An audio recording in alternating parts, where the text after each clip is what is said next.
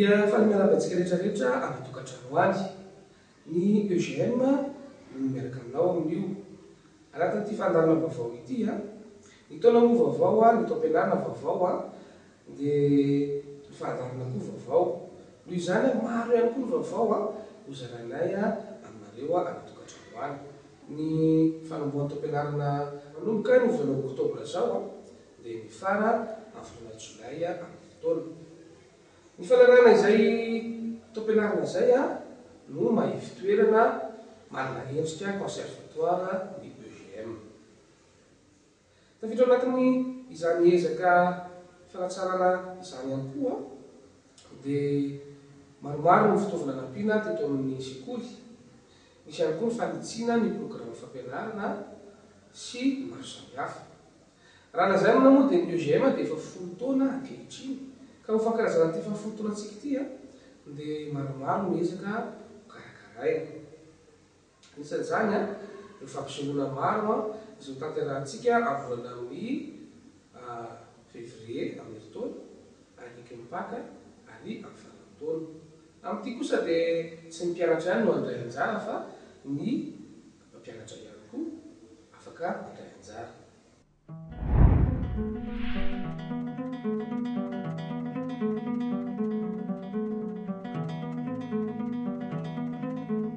Rehefa mivory ny tompona andraikitra rehetrarehetra ny EGM eraka Madagasikara, Ampatsahivika eto 67 hectara, Ambatondrakanga, Sabotsynamena, Antsirabe, Toamasina, Mahajanga.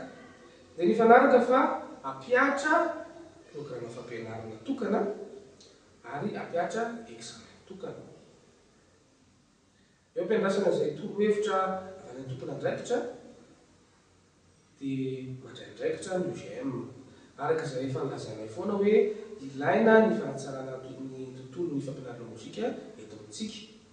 Tsy afaka hiandry lalandavitsika fa isika koa mba maika. Noho izany dia ho ampiaritsika io programme fampianarana io sy io examen tokana io mba hampitovy ny fahaizana eraka Madagasikara.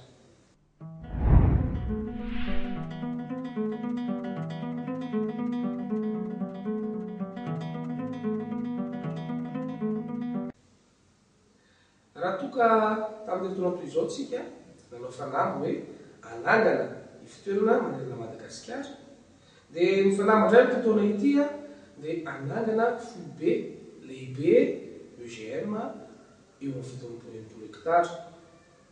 Tsy mora ny anatanterahana izany, nefa mino isika fa anatin'ny finiavana sy anatin'ny fitiavana tanteraka no anatanterantsika izany. Ka dia miantso izahay eto izay mety manara-tanana araka ny efa hitantsika eny amin'ny Anomanjery sy anaty gazety rehetrarehetra any ifitoerana somary ngezangeza izy io, ary izay nefa tsy manana enti-manana ananganana izany. Fa nefa kosa fantatray fa marobe ianareo izay mpankafy EGM no vonona handray anjara hifamonotanana aminay amin'ny fananganana an'izany fitoerana izany.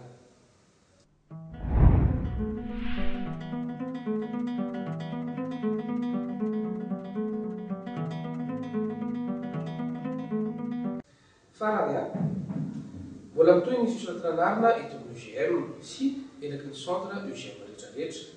Tsy mbola tapitra, aza mikoropaka aratoka mbola mila mandamina zavatra any ampianarana sy any amin'ny toerana azy alentsika any. Rehefa vita ireny dia manatona aty amin'ny centre fa izahay dia vonona ny handray anareo foana.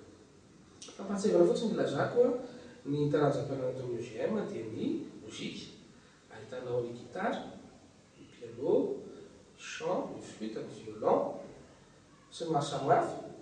Ny taranja-dihy, danse de salon, danse urbaine, danse classique, ary ny taranja théâtre, fahaizana miseho an-tsehatra.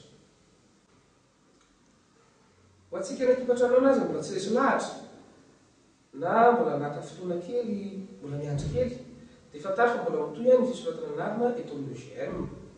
Ny EGM dia misokatra isan'andro alasinainy hatramin'ny sabotsy amin'ny 9 maraina ka hatramin'ny 5 alahady azy no mikatona.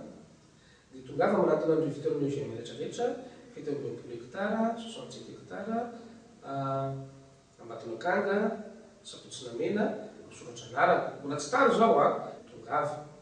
Ampatsefika eto ihany koa fa ny fitaovana dia tsy mitondronareo fa ny sekoly no miantoka.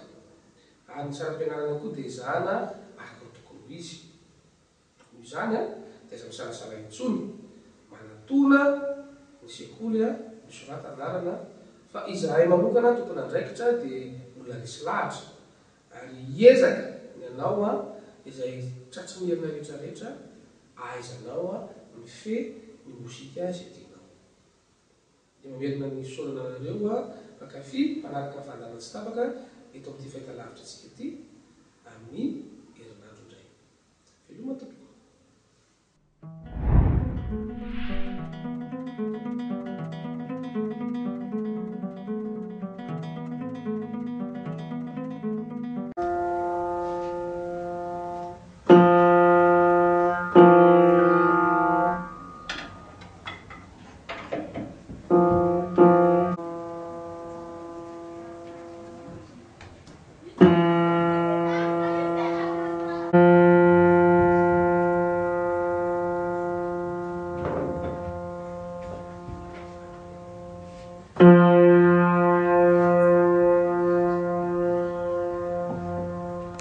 Tsy dia maro loatra zany hoe mpanamboatra piano na accordeur na réparateur na piano izany inona no nahatonga anao hanao an'ity asa ity?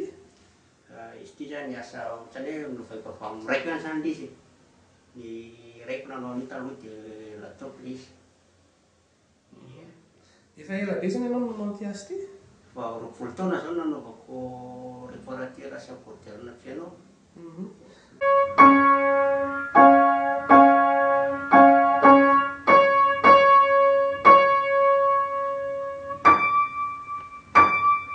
Inona avy no mety hoe fitaovana mety ilaina reny?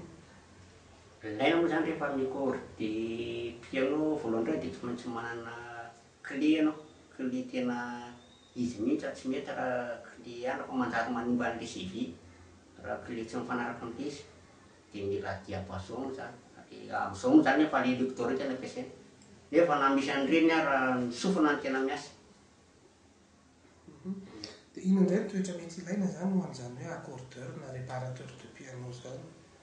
Raha ny toetra ilaina raha accordeur na réparateur piano anao dia mila manana faharetana, patience zany, mila miaritra atao satria zavatra kely madinika be dia be no kirakirainao. Dia mila manana faharetana ianao satria corde manjako no zavatra entsinao ohatrany. Ny piano moa zany dia tokony misy mila entretien ohatran'ny zavatra rehetra ihany. Dia indray mpandeha isa-taona izy raha ratsy no tokony mbo jerevana cordiana ohatr'izay.